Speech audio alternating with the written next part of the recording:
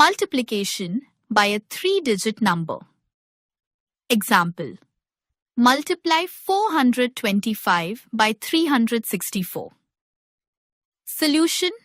Multiplication by a 3-digit multiplier is done in the same way as we do by a 2-digit multiplier.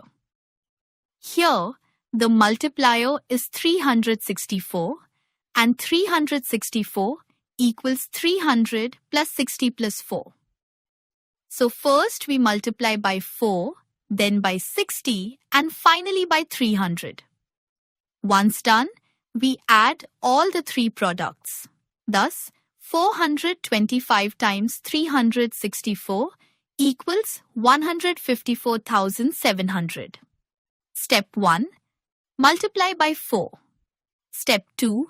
Multiply by 60. Step 3. Multiply by 300. Step 4. Add the products.